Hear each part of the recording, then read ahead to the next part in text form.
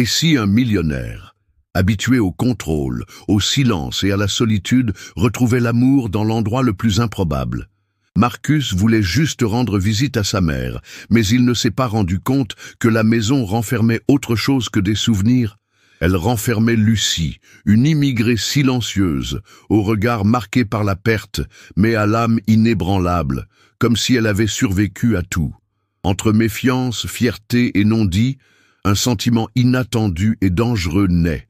Car Lucie a un passé et Marcus un besoin de contrôle.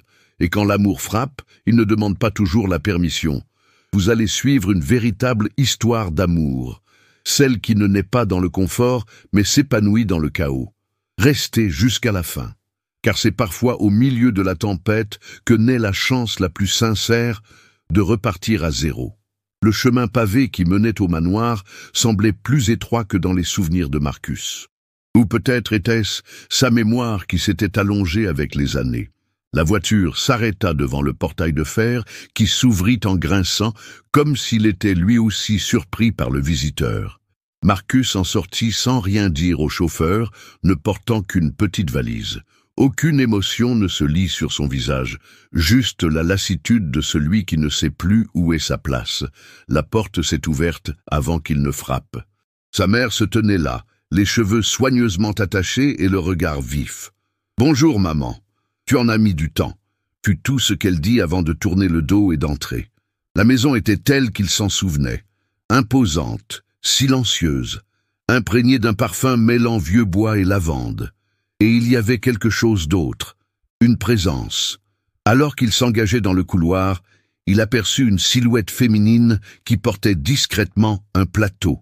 Elle portait un tablier blanc, ses cheveux bruns étaient soigneusement attachés.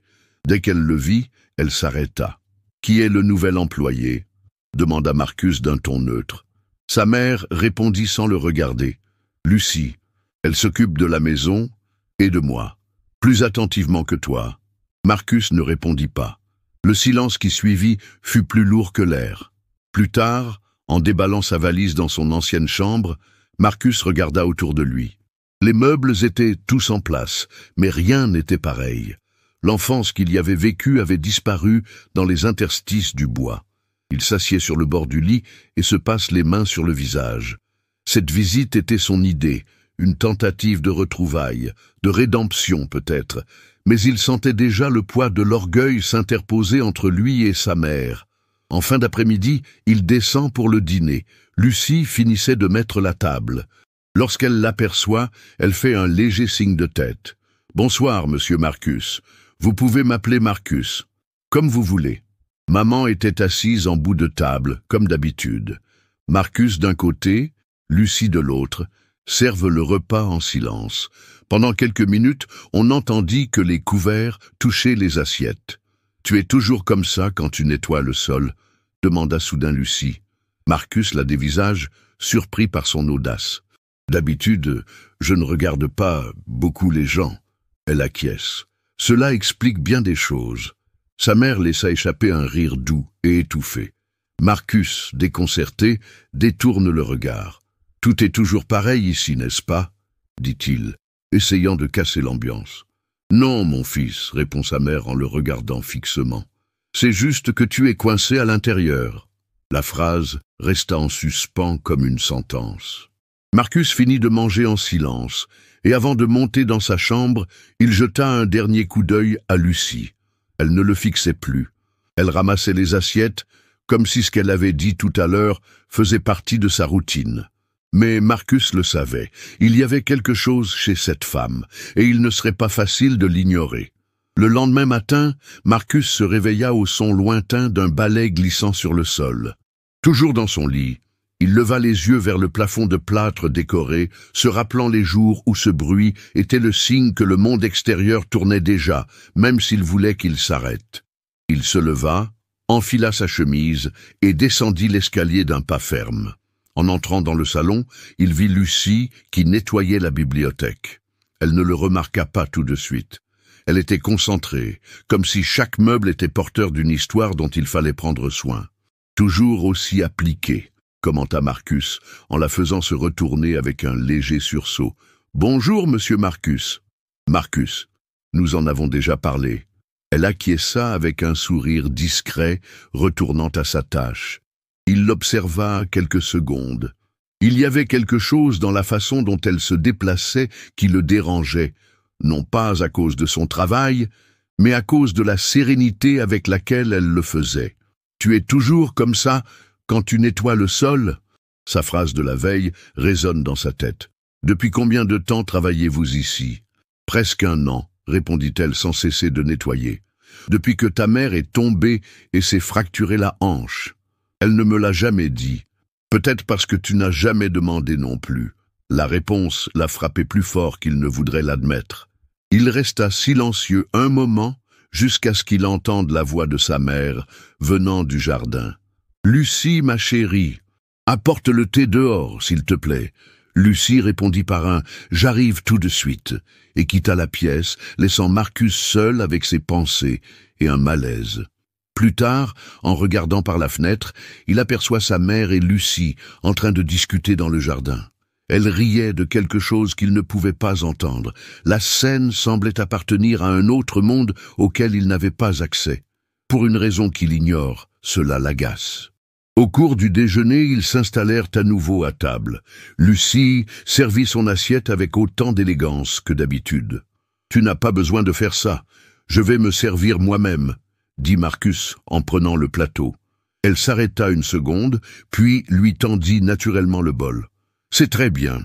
Mais attention, la soupe est chaude. » La phrase, dite avec gentillesse, a plus d'impact que n'importe quelle provocation. Il se rend compte qu'il crée un mur là où elle n'offre qu'un pont. Sa mère, remarquant l'ambiance, commente en souriant « Marcus, tu devrais écouter plus et parler moins. Lucie a beaucoup à t'apprendre. » Il ne répond pas. Après le déjeuner, il se rendit à son bureau où il trouva une boîte de vieilles photos sur son bureau. Parmi elles, il y avait une photo de lui enfant, assis sur les genoux de sa mère et souriant. Derrière la photo, une note au stylo. Il s'est encore aimé. En quittant la chambre, il croise Lucie dans le couloir. « As-tu toujours été aussi silencieux ?»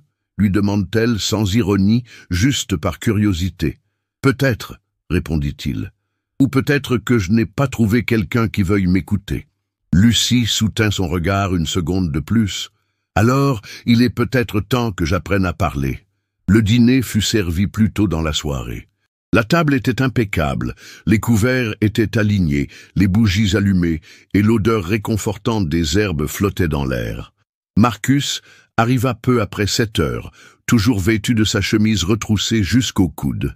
Il trouve Lucie qui finit de placer les bols. « Tu fais tout avec une telle précision, » commenta-t-il, en s'asseyant sur une chaise. « C'est ce qu'on attend de quelqu'un comme moi, non ?» Il la regarde de plus près. « Quelqu'un comme vous ?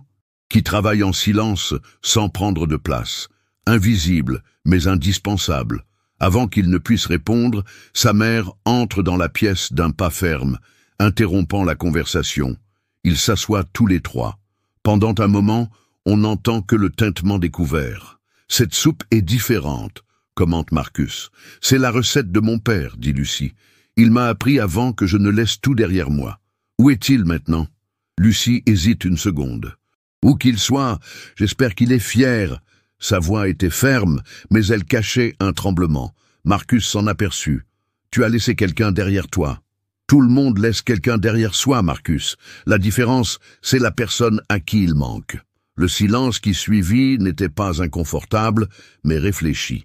Après le dîner, maman est montée se reposer, les laissant seuls dans la cuisine. Lucie a fait la vaisselle pendant que Marcus l'essuyait. « Tu aimes travailler ici ? Il ne s'agit pas d'aimer, c'est une question de besoin. Mais ta mère est bien, elle n'est pas comme les autres patrons. » Les autres patrons. Tout le monde ne traite pas les immigrés comme des personnes, Marcus.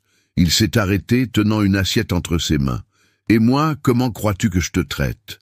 Elle rince le dernier plat et, sans le regarder, répond « J'essaie toujours de comprendre. » Le bruit de l'eau qui s'éteint marque la fin de la conversation. Elle s'essuie les mains et quitte la cuisine. Marcus reste encore quelques minutes à regarder la vaisselle sur l'égouttoir. Le lendemain matin, Lucie est dans le jardin, arrosant les plantes avec un calme qui défie le temps. Marcus, qui l'observait depuis le balcon, descendit lentement les marches. « Je peux vous aider » demanda-t-il.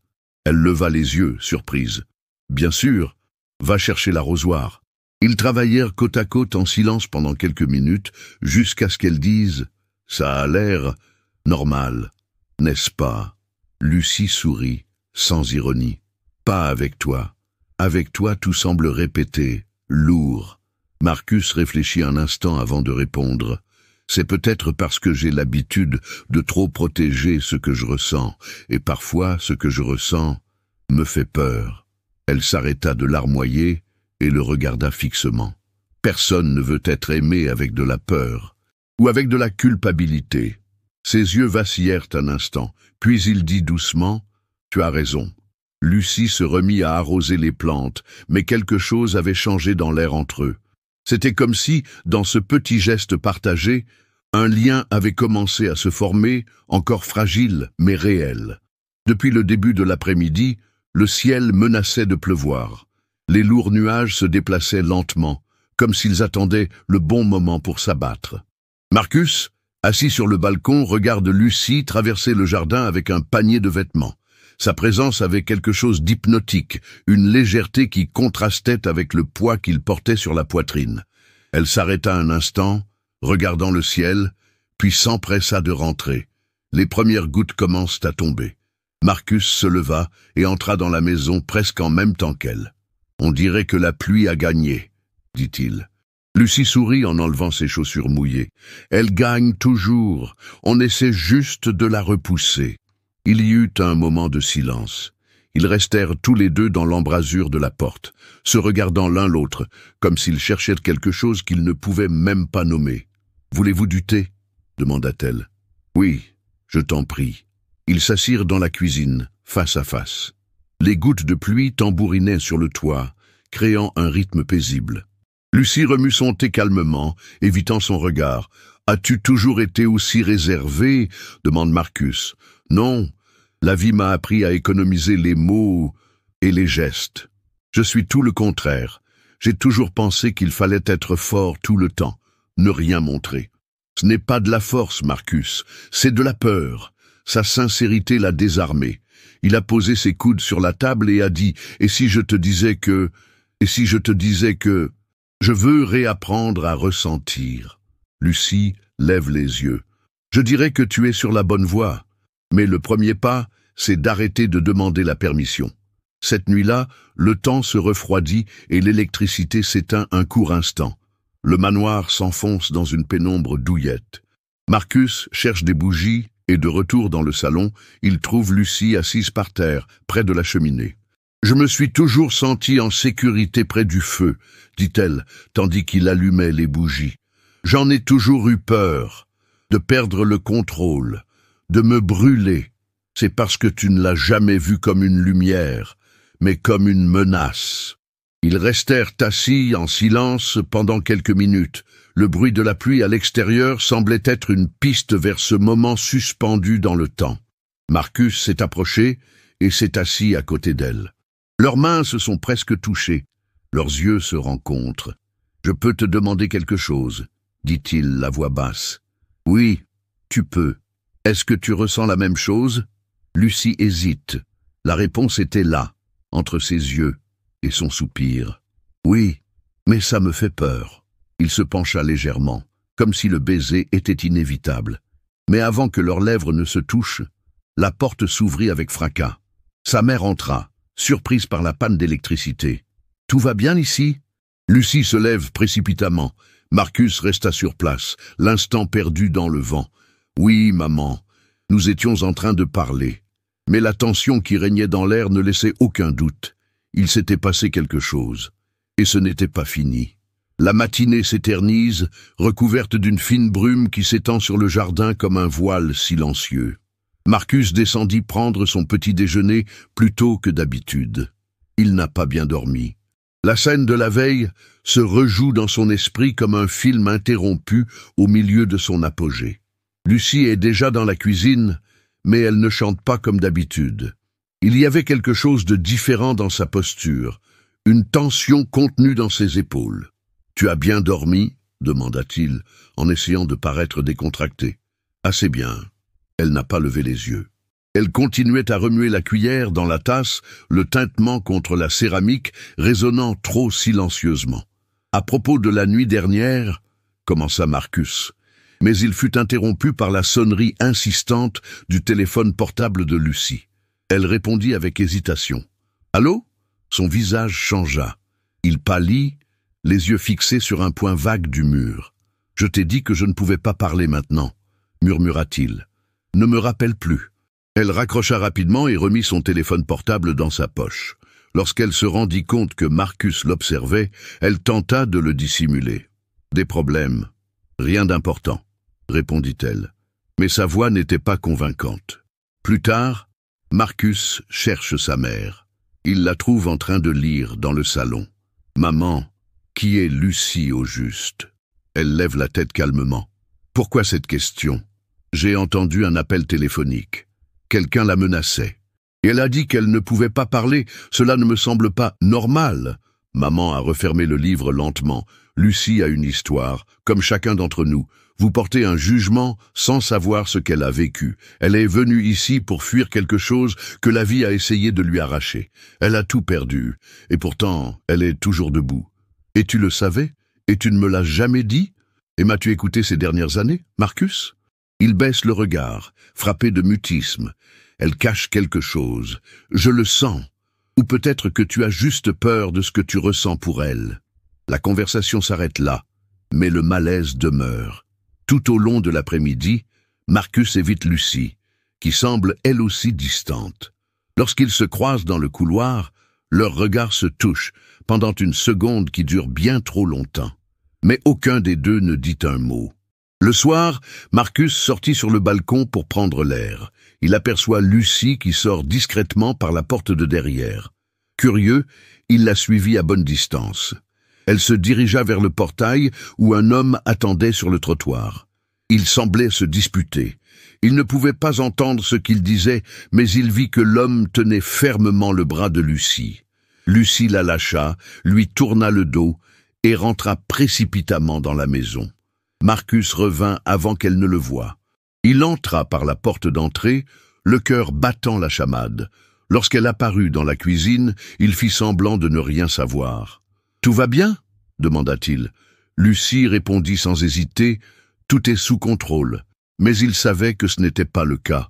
Et maintenant, plus que jamais, il devait découvrir qui était cette femme pour laquelle son cœur commençait à battre, même sans permission. Lucie était dans la buanderie lorsque Marcus entra sans frapper.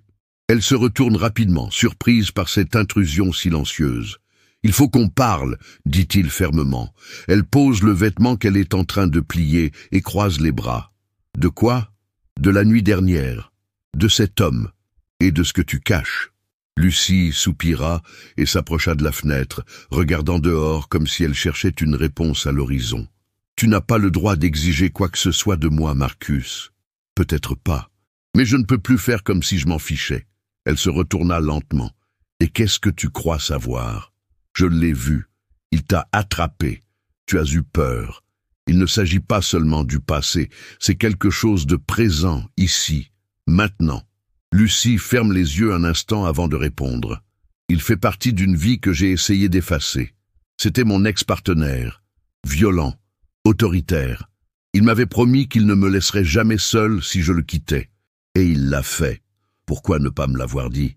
Parce que tu m'aurais regardé exactement comme tu le fais maintenant, avec un jugement, avec de la peur, comme tout le monde. » Marcus fait un pas vers elle. « Je n'ai pas peur de toi, Lucie.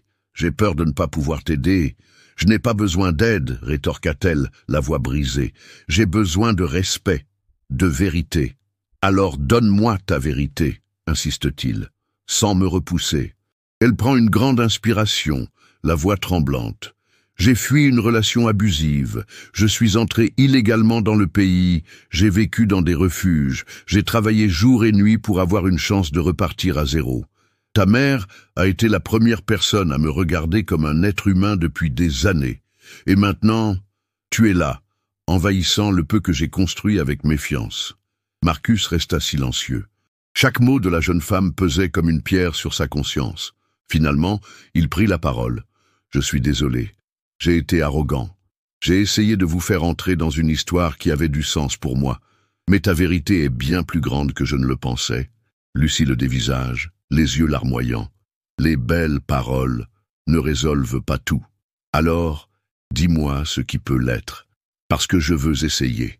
Elle hésite puis dit « Pour commencer, ne me vois pas comme un problème ou comme un projet. Je ne suis pas votre cause. Je suis une femme qui essaie de survivre et je mérite d'être aimée comme telle, pas comme une charité. » Il acquiesce lentement. « Et si je veux t'aimer en tant que femme, avec la vérité, avec l'imperfection ?»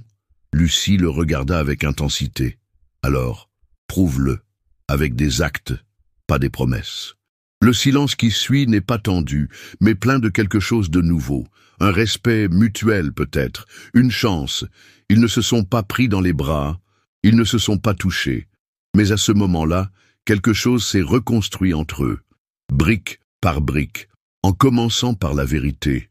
Le lendemain, le temps s'est ouvert avec un ciel clair qui contrastait avec l'atmosphère dense à l'intérieur de la maison. Marcus passe la matinée à faire le tour du jardin, revivant la conversation de la veille. Les mots de Lucie résonnent encore « Je ne suis pas ta cause ». Et il comprenait maintenant, avec une clarté tranchante, ce qu'elle voulait dire. Lucie, pour sa part, s'en tient à sa routine. Elle nettoyait, cuisinait et s'occupait de la maison avec le même zèle. Mais il y avait quelque chose de différent dans la façon dont elle évitait le regard de Marcus. Comme si elle testait encore la sincérité de ses propos. En fin d'après-midi, il la retrouve sur la terrasse, en train de regarder le coucher de soleil. « J'ai beaucoup réfléchi », dit-il en se rapprochant. Elle ne répondit pas, mais ne s'éloigna pas non plus. « Je sais que tu as besoin de liberté, mais je voulais t'inviter. » Lucie tourne lentement le visage. « Quel genre d'invitation ? Je veux que tu viennes avec moi. Loin d'ici, prendre un nouveau départ. Pas de passé qui te hante, pas de mur qui te rappelle la douleur, juste nous deux, si tu veux. » Elle sourit tristement. « Marcus, ça a l'air sympa, mais ça ressemble toujours à une fuite, et pas un nouveau départ. Ce n'est pas une fuite, c'est un choix, te choisir toi. Et si je ne suis pas prêt à être choisi ?» Il déglutit. Il était prêt pour un oui, mais pas pour un peut-être. « Veux-tu partir ?» demanda-t-il. « Je veux comprendre qui je suis en dehors de cette maison, sortir de ton ombre. J'ai besoin de savoir si je peux subvenir à mes besoins sans avoir à m'accrocher à toi. Et si je te donnais du temps? Tu peux me donner du temps, mais tu ne peux pas t'attendre à ce que je revienne juste parce que tu es prêt. J'ai besoin d'être prêt, moi aussi. » Marcus s'assit à côté d'elle, les yeux rivés sur l'horizon. « Je veux que tu sois heureuse, même si ce n'est pas avec moi. » Lucie lui touche légèrement la main. C'est la façon la plus sincère d'aimer. Au dîner, la mère de Marcus remarque que l'atmosphère est différente. Elle les regarde tous les deux pendant quelques instants et, à voix basse, dit « L'amour ne se mesure pas à la présence. L'amour ne se mesure pas à la présence, Marcus, mais à la liberté que tu laisses à l'autre d'être ce qu'il est. » Il acquiesce, le regard perdu dans son assiette. Après le dîner, Lucie monta à l'étage d'un pas tranquille. Marcus resta dans le salon avec sa mère. « Est-ce que j'ai tout gâché ?»« Non, tu as commencé à tout arranger. Et c'est plus que ce que la plupart des gens peuvent faire. Mais, et si elle ne revient pas ?» Maman a souri. « Si elle revient, ce sera pour toi, pas pour ce que tu peux donner. Et cela vaut plus que n'importe quelle promesse. » Marcus regarde l'escalier où Lucie a disparu quelques minutes auparavant. Il savait que l'amour ne consistait plus à insister, mais à attendre. Et maintenant, il devait apprendre à le faire. À cœur ouvert, pour la première fois. Le lendemain matin, la maison est silencieuse. Plus que d'habitude, Lucie était partie tôt, ne laissant qu'un mot sur la table de la cuisine. « Merci pour tout. J'ai besoin de temps. Je t'aime, Lucie. » Marcus lit ces mots en silence, sans drame. Pliant soigneusement le papier, il le range dans la poche de sa chemise, comme quelqu'un qui garde un objet précieux. Son absence était comme un vide visible. Les pièces semblaient plus grandes, l'air plus dense. Pendant des jours, il a suivi sa routine chez sa mère, mais avec un œil différent. Il remarque des détails auxquels il n'avait jamais prêté attention auparavant. La façon dont Lucie range les couverts, la manière dont elle laisse des fleurs fraîches dans le salon, le léger parfum d'herbe qui persiste après qu'elle a cuisiné. L'après-midi, sur le balcon, Marcus discute avec sa mère en buvant du thé. « Elle est partie sans se retourner », dit-il, la voix basse. Ce n'était pas une fuite, Marcus, c'était du courage. Parfois, aimer, c'est aussi savoir partir. Et si elle ne revient pas, tu auras aimé quelqu'un qui t'aura changé. Et c'est plus que ce que beaucoup de gens ont dans une vie. Les jours passent. Pas de nouvelles, pas de notes. Jusqu'à ce que, par un matin nuageux, le facteur livre une lettre adressée à Marcus. Une lettre à l'écriture délicate qu'il reconnaîtrait entre mille. Il l'ouvre d'une main tremblante et commence à lire. « Marcus, je ne me suis pas éloigné de toi. Je suis allé vers moi-même. J'avais besoin de ce temps pour me rappeler qui je suis, au-delà de ce que j'ai vécu, de ce que j'ai souffert. Et sais-tu ce que j'ai découvert? Que je peux encore aimer, pas par peur, pas par besoin, mais par choix. Tu m'as vu entière, même quand j'essayais de me cacher, et cela m'a libéré plus que tu ne le penses. Si je reviens, ce sera parce que je le veux, et non parce que j'en ai besoin. Merci de m'avoir aimé sans me retenir. Lucie. » Marcus ferma les yeux en terminant sa lecture. Il respire profondément. C'était étrange de ressentir de la douleur et de l'espoir en même temps, mais c'était exactement ça. Quelques semaines passèrent encore. La maison restait calme. Et puis, un après-midi, alors qu'il lisait sur le balcon, il entendit des pas dans l'embrasure de la porte. Il se leva lentement, comme quelqu'un qui a peur de faire illusion. Lucie est là, un petit sac à dos sur les épaules, le regard ferme et serein. « Vous avez encore du café ?» demanda-t-elle avec un sourire retenu. « Il y en a toujours. Et il y a une place assise aussi, si vous en voulez encore. » Elle s'est approchée lentement. Ils ne courent pas l'un vers l'autre. Il n'y a pas de discours, pas de scène de film. Juste un regard partagé, plein de vérités inavouées. Lucie a enlevé son sac à dos, l'a posé par terre et a dit « Maintenant, on peut recommencer. Pour de vrai. » Et pour la première fois, Marcus n'a pas ressenti le besoin de contrôler quoi que ce soit. Juste de vivre, avec elle.